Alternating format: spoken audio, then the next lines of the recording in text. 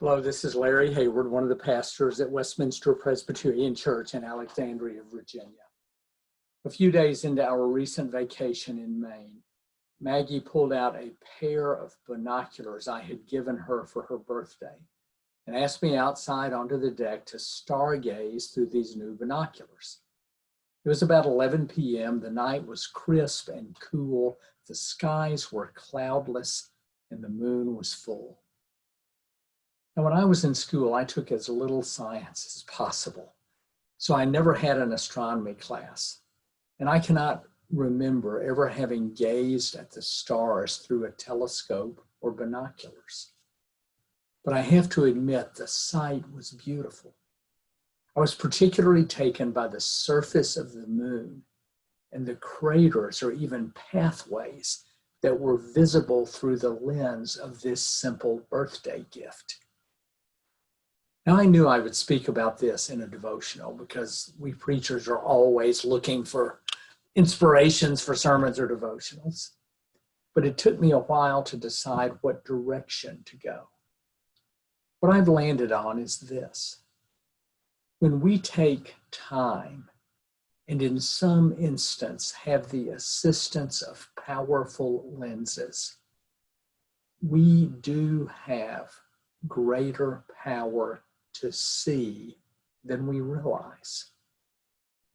Craters on the moon, a direction forward, gifts and talents of someone close to us, the reality of a situation.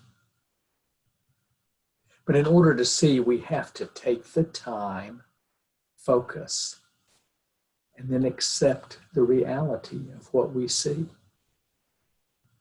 In the church, we often use the image of lens to represent that through which we view life.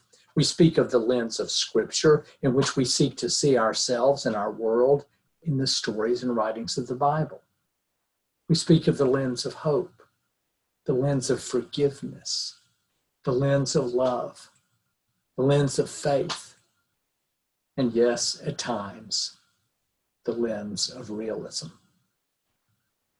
Sometimes we see through the lens of war and peace, of politics and ideology, of pandemic and race, of elections, presidential and otherwise. It is important to be aware of the lens we are wearing, the lens through which we are viewing a situation. Excuse me. It is equally important to know that we can change lenses, even if it's just for the sake of trying to see something from the viewpoint of someone else.